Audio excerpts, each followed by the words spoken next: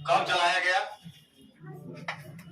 भारत छोड़ो आंदोलन की पुष्टि किस अधिवेशन में की गई और किस अधिवेशन में इस आंदोलन को पास किया गया?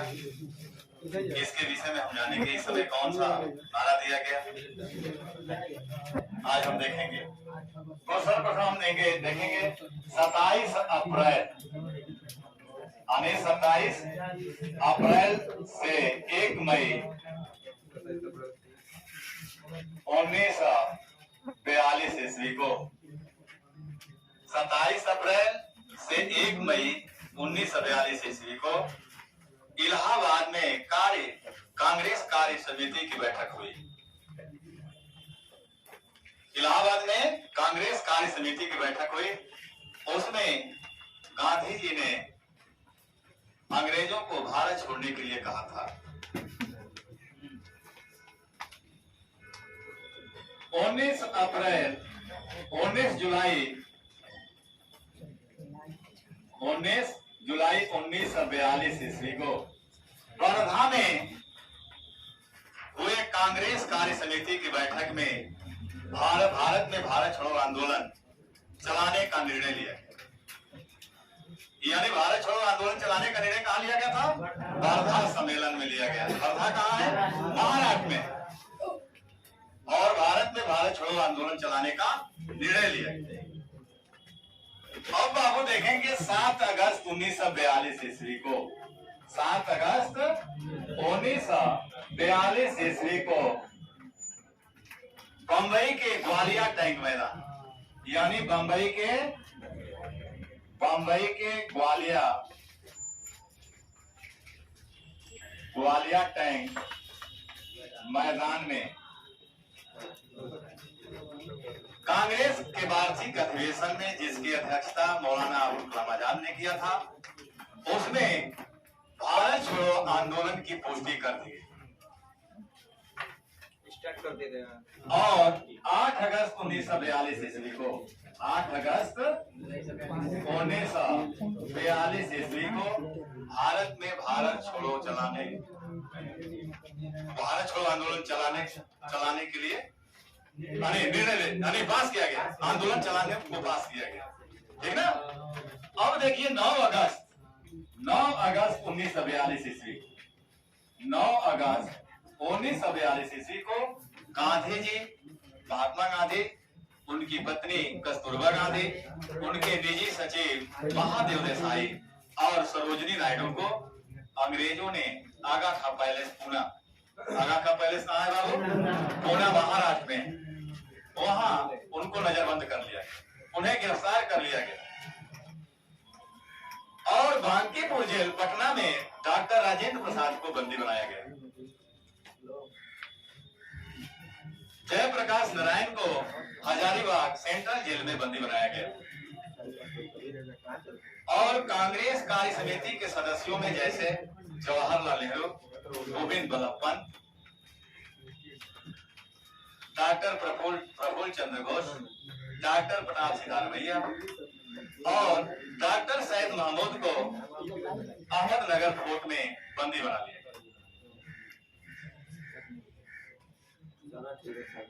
ठीक ना। अब देखिए, ये आपको जो है कि नहीं, 9 अगस्त को बंदी बना लिया गया। अब क्या होता है कि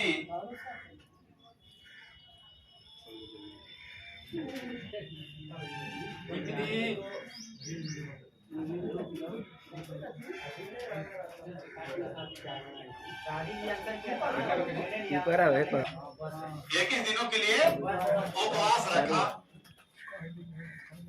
और उनकी रिहाई के लिए, गांधी जी की रिहाई के लिए वायसराय के कार्यकारिणी परिषद से 3 व्यक्तियों ने इस्तीफा दे दिया। उनमें एमएस अंसारी, एनआर सरकार और एचपी मोदी, ये 3 लोगों ने वायसराय के कार्यकारिणी परिषद से इस्तीफा दे दिया। 1944 में ब्रिटिश सरकार ने गांधी को रिहा कर दिया, लेकिन रिहा करने के पहले गांधी जी की पत्नी कस्तूरबा गांधी और उनके निजी सचिव महादेव देसाई का निधन। ठीक है। भारत छोड़ो आंदोलन के दौरान गांधी ने डू और डाई का नारा दिया, करो या मरो का नारा दिया, और भारत के कई स्थानों पर समानांतर सरकारें स्थापित की गई।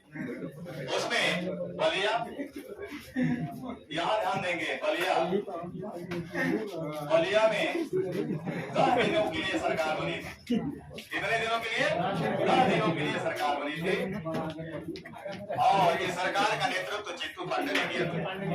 ये सरकार का नेतृत्व किसने किया था?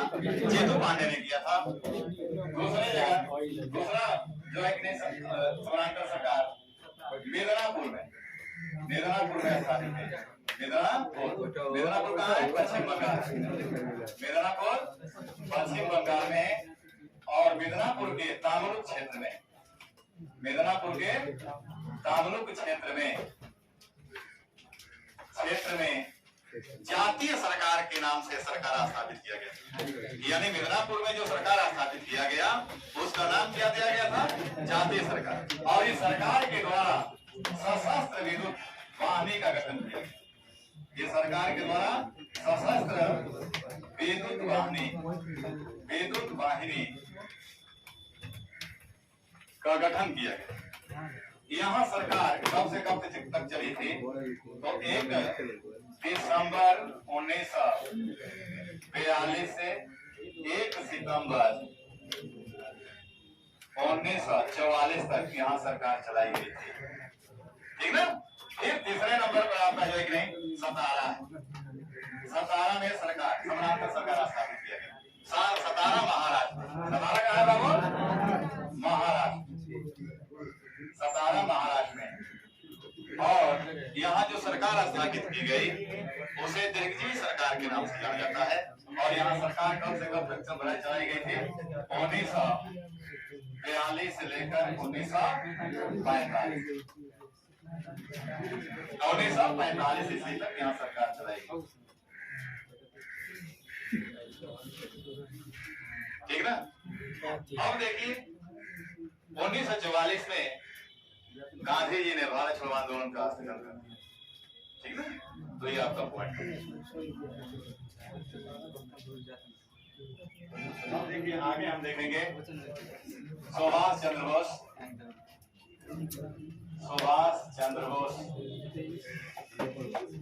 और आजाद हिंद भाव। यहाँ बाबू ध्यान देंगे, इस पॉइंट पर आप ध्यान देंगे। यहाँ नंबर आते हैं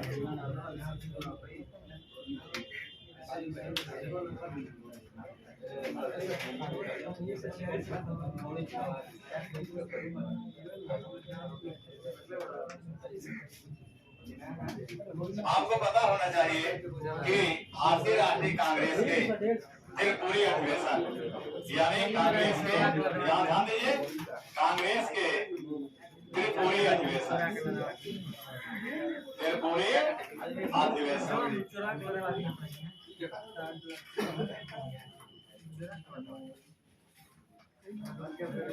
हुआ था। कांग्रेस त्रिपुरी अधिवेशन 1939 में हुआ था, जिसमें इनको अध्यक्ष बनाया गया। सुभाष चंद्र बोस से गांधी जी नाराज हो गए। 1939 ईस्वी में ही सुभाष चंद्र बोस को अखिल भारतीय कांग्रेस कमेटी से 3 वर्षों के लिए निकाल दिया,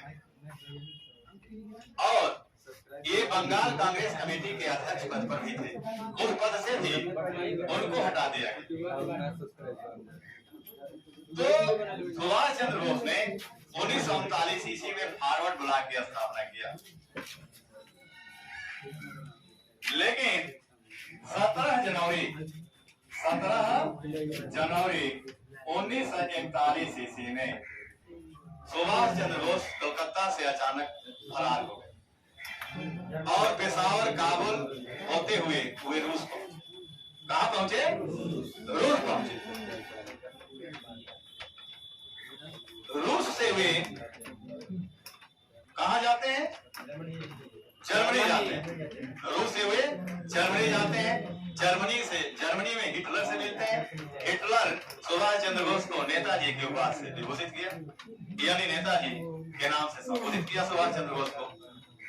जर्मनी से सुभाष चंद्र बोस अपने सहयोगी आबिद हुसैन की सहायता से जर्मनी के किल नामक स्थान से वे टोक्यो चले।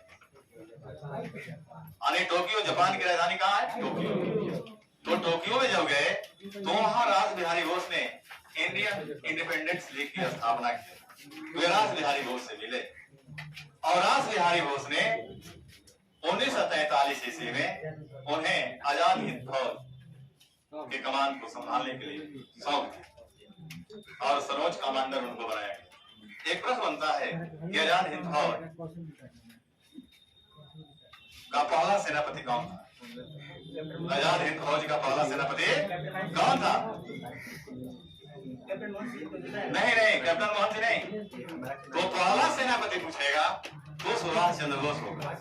अगर पूछेगा कि आजाद हिंद फौज का गठन किसने किया, कहाँ किया, कब किया, तो देखिए आजाद हिंद फौज की स्थापना मलाया में 15 दिसंबर 1941 ईस्वी में कैप्टन मोहन सिंह ने किया था। कैप्टन मोहन सिंह ने किया था। कहाँ किया था? मलाया में किया था। लेकिन 1943 में उसका कमान किसको सौंप दिया जाता है? सुभाष चंद्र बोस को। किसने सौंपा? रास बिहारी घोष। रास बिहारी घोष कहाँ रहते थे? टोक्यो में। मलाया अब देखिए सिंगापुर के आसपास में, समझ में आया ना? तो टोक्यो में रहते थे।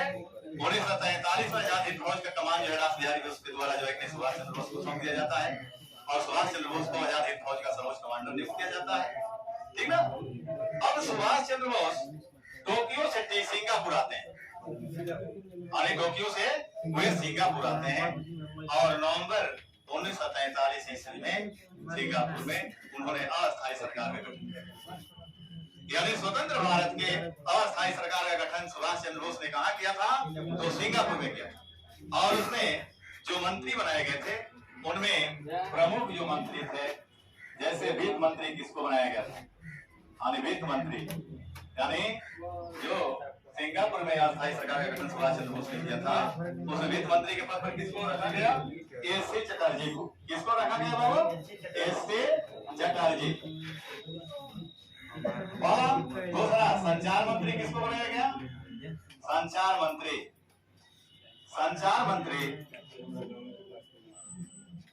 M.A. आयर को बनाया गया था। M.A.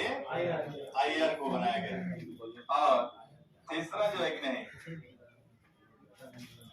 स्त्रियों के विभाग से संबंधित मंत्री, स्त्रियों के विभाग से संबंधित मंत्री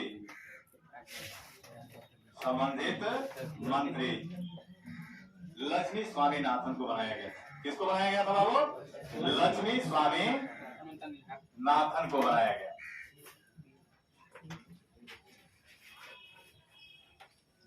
ठीक ना? 18 अगस्त 1945 ईस्वी को तायुकुई हवाई अड्डे, यानी 18 अगस्त, यहाँ ध्यान देंगे, 18 अगस्त 1945 ईस्वी को तायुकु हवाई अड्डे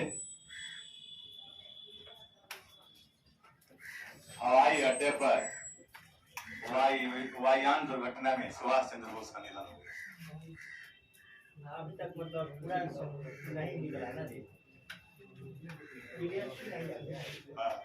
और देखिए एक प्रश्न ये भी बनाता है कि जय हिंद का नारा कहाँ दिया सुभाष चंद्र बोस ने? जो पहले मैं छोड़ दिया, कुछ पॉइंट छूट गया है। जय हिंद का नारा कब दिया? तुम मुझे खून दो, मैं तुम्हें आजादी दूंगा, दिल्ली चलो का नारा। तो देखिए सिंगापुर में ही उन्होंने आपका जो है कि दिल्ली चलो का नारा दिया। जर्मनी में जय हिंद का नारा दिया। जय हिंद का नारा कहाँ दिया था? जर्मनी में। दिल्ली चलो का नारा सिंगापुर। और सिंगापुर में ही सैनिकों को संबोधित करते हुए उन्होंने कहा था कि तुम मुझे खून दो, मैं तुझे आजादी दूंगा। अब देखिए इनके समय, सुभाष चंद्र बोस के समय में ही, जिस समय ये प्रमुख सेनापति थे आईएनए के, उसी समय जापान के सैनिकों ने आईएनए को अंडमान निकोबार सौंप दिया। यानी जापान के सैनिकों ने 1944 ईस्वी में अंडमान निकोबार को आईएनए को इंडियन नेशनल आर्मी को सौंप दिया। और आईएनए ने क्या किया था, अंडमान निकोबार द्वीप समूह का नाम बदल दिया। अंडमान निकोबार का नाम कर दिया वो शहीद और स्वराज ने, ठीक ना। 1944 ईस्वी में ये सुभाष चंद्र बोस ने गांधी को राष्ट्रपिता कहा। 1945 में वायुयान दुर्घटना में उनका। अब मरने के बाद जो शेष सैनिक बचे थे, वही सैनिकों में जो प्रमुख थे, तीन सैनिक, उन पर ब्रिटिश सरकार ने मुकदमा चलाया। कहां चलाया? लाल किले। और उन सैनिकों में नाम आता है, पहला आपका जो है कि नहीं, सरदार गुरबख्श सिंह, दूसरा श्री प्रेम सहगल, तीसरा शाहनवाज। यानी ब्रिटिश सरकार ने इन तीनों पर मुकदमा चलाया और उनको फांसी की सजा सुनाया। लेकिन कालांतर में इन तीनों को फांसी से मुक्त कर दिया। तो आज आप देखें भारत छोड़ो आंदोलन, सुभाष चंद्र बोस और आजाद हिंद।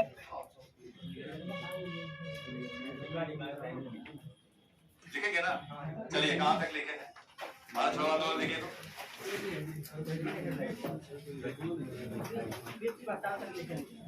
ग्रेस प्रस्ताव लिखना है। हो गया है।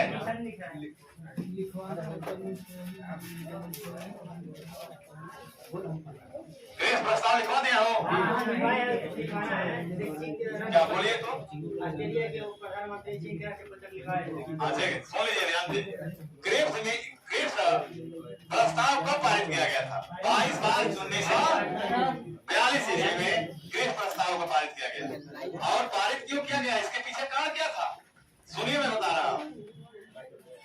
अमेरिका के राष्ट्रपति रूजवेल्ट, ऑस्ट्रेलिया के प्रधानमंत्री इवान और चीन के राष्ट्रपति चियांग काई शेक ने ब्रिटेन के प्रधानमंत्री चर्चिल से कहा कि आप भारतीयों से बातचीत कीजिए।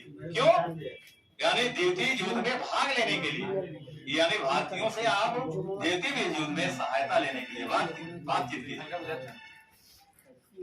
इसी बातचीत को करने के लिए ग्रीस आया भारत आया और उसने प्रस्ताव भारतीयों के सामने रखा और कहा कि युद्ध के बाद आपको भारत को डोमिनियन स्टेट का दर्जा दिया जाए, अधिराज्य का दर्जा दिया जाए। दूसरा प्रस्ताव में एक कथन रखा कि युद्ध के बाद भारतीयों के लिए एक संविधान निर्मात्री सभा का गठन किया जाए। तीसरा प्रस्ताव ये रखा कि युद्ध के बाद भारतीयों को वायसराय के कार्यकारी परिषद में, यानी विभिन्न समुदायों के मुख्य व्यक्तियों को शामिल किया। यही ग्रेस प्रस्ताव। और उसके बाद भारत छोड़ो आंदोलन लिखना है ना? देखिए, भारत छोड़ो आंदोलन है।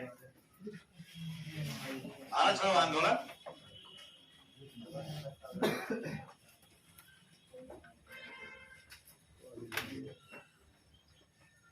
देखिए, 27 अप्रैल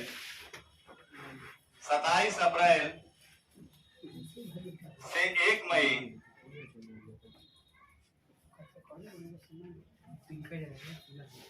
27 अप्रैल से 1 मई 1942 को इलाहाबाद में आयोजित कांग्रेस कार्य समिति की बैठक में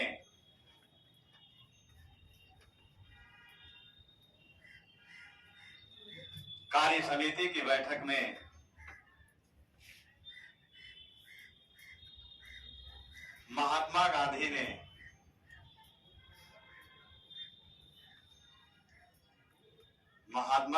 ने अंग्रेजों को भारत छोड़ने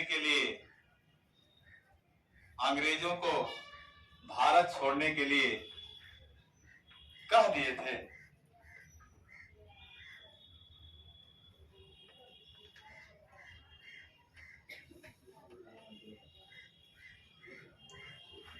जुलाई 1942 ईस्वी को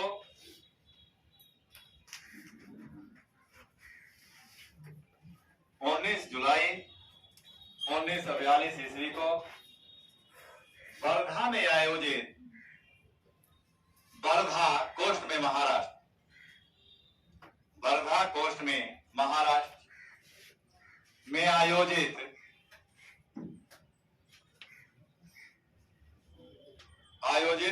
कांग्रेस कार्य समिति की बैठक में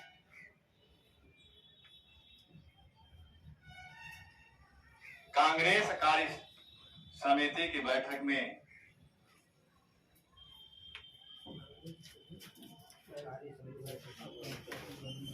भारत छोड़ो आंदोलन चलाने का निर्णय लिया गया।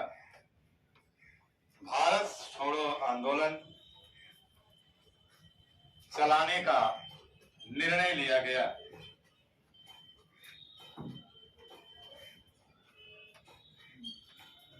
भारत छोड़ो आंदोलन चलाने का निर्णय लिया गया।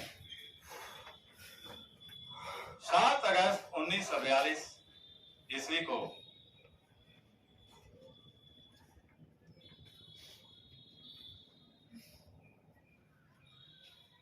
बंबई के ग्वालियर टैंक मैदान, बंबई के ग्वालियर टैंक मैदान में आयोजित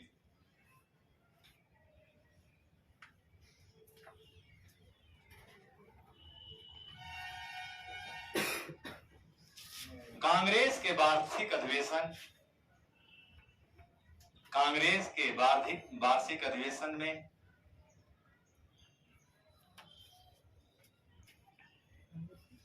कांग्रेस के वार्षिक अधिवेशन में जिसकी अध्यक्षता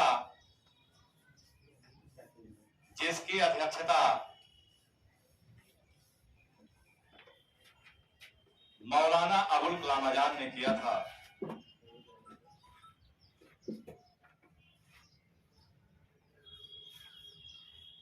जिसकी अध्यक्षता मौलाना अबुल कलाम आजाद ने किया था।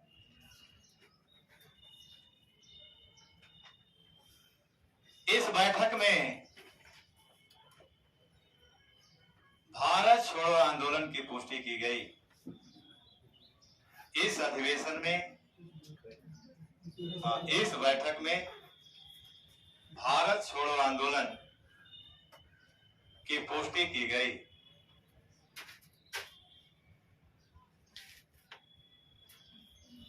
और 8 अगस्त 1942 ईस्वी को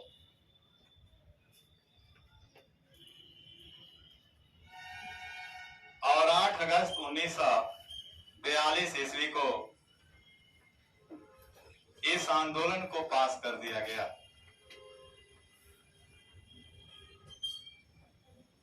आठ अगस्त 1942 ईस्वी को इस आंदोलन को पास कर दिया गया।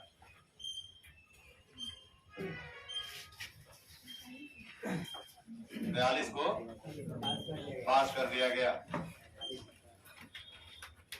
इस आंदोलन के दौरान गांधी जी ने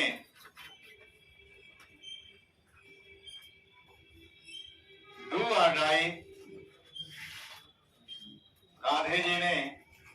और डाई, ऐसे लिखेगा, डू और डाई, हाँ, डू और डाई कोर्ट में करो या मरो का नारा दिया।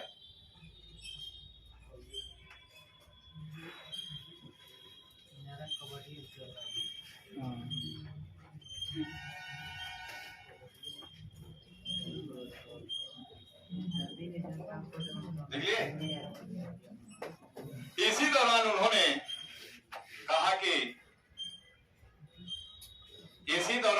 कहा कि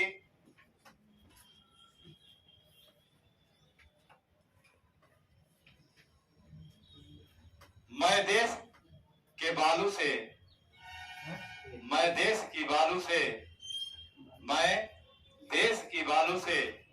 कांग्रेस से बड़ा आंदोलन खड़ा कर दूंगा।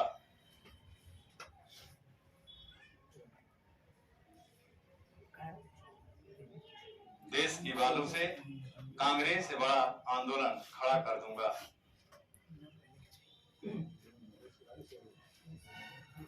9 अगस्त 1942 ईस्वी को 9 अगस्त 1942 ईस्वी को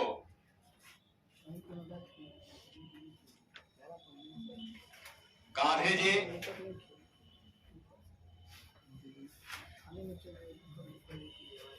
कस्तूरबा गांधी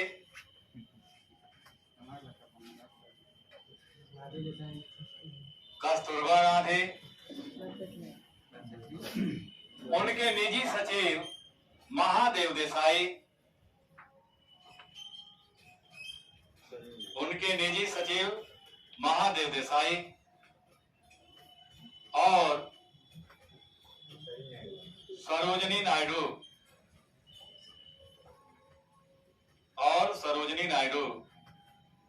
को आगा खां पैलेस में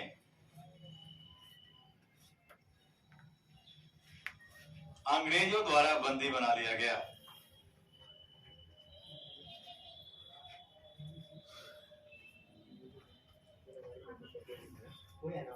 आगा खां पैलेस अंग्रेजों द्वारा बंदी बना लिया गया।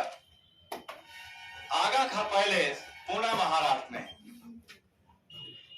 आगा खां पैलेस पूना महाराष्ट्र में है।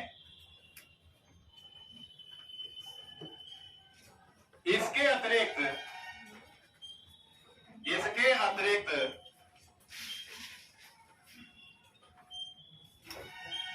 कांग्रेस कार्य समिति के अन्य सदस्यों, इसके अतिरिक्त कांग्रेस कार्य समिति के अन्य सदस्यों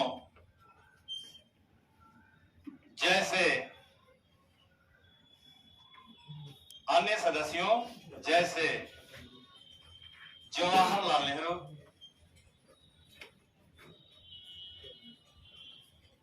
गोविंद वल्लभ पंत,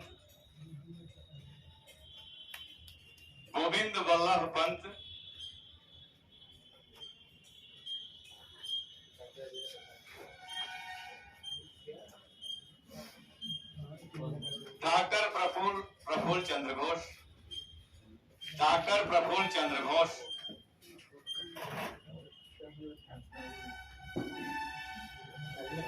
डॉक्टर पटाभ सीतारमैया,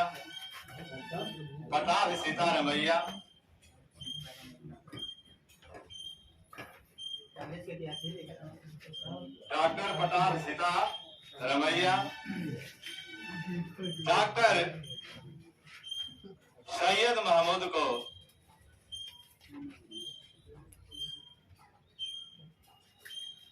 अहमदनगर दुर्ग में बंदी बना लिया गया। अहमदनगर दुर्ग में बंदी बना लिया गया।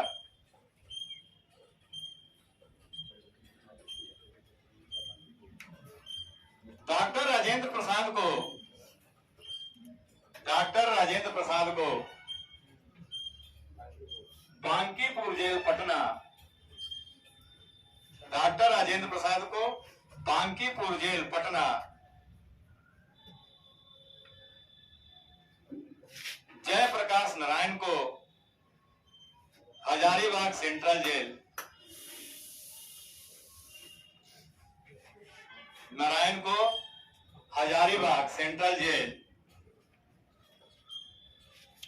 में बंदी बना लिया गया।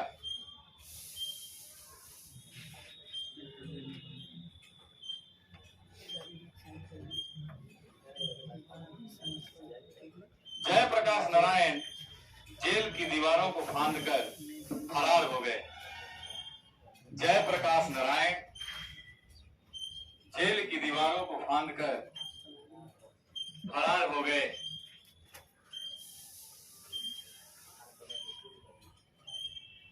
और वे भूमिगत होकर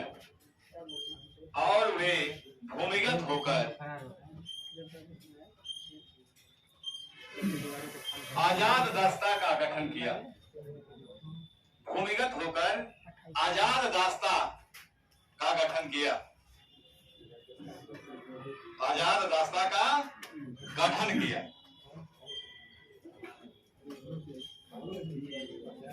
जयप्रकाश नारायण, राम मनोहर लोहिया, देखिए आगे लिखते जाइए। जयप्रकाश नारायण, राम मनोहर लोहिया, जयप्रकाश नारायण, राम मनोहर लोहिया, अच्युत पटवर्धन, अच्युत पटवर्धन और अरुणा असफ अली ने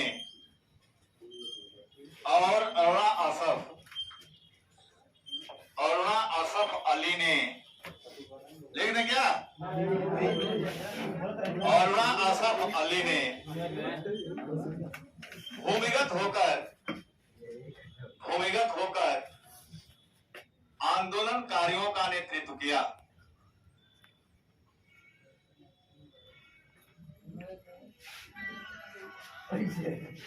आंदोलनकारियों का नेतृत्व किया। भीम खाकर, एक पॉइंट है, भीम खाकर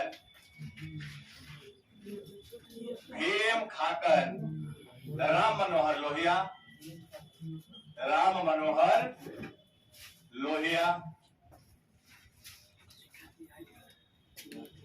और उषा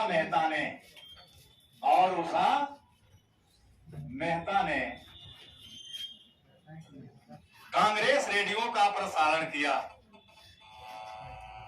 कांग्रेस मुंबई और नासिक में स्थापित किए गए, ठीक ना? लिखिए, आगे लिख लीजिए, उसमें रेडियो स्टेशन मुंबई और नासिक में स्थापित किए गए थे। रेडियो स्टेशन मुंबई और नासिक में स्थापित किए गए थे।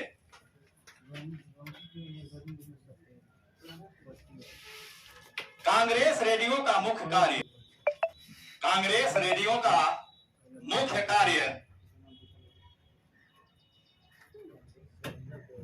कांग्रेस के सूचनाओं का प्रसारण करना था। रेडियो का मुख्य कार्य कांग्रेस के सूचनाओं का प्रसारण करना था।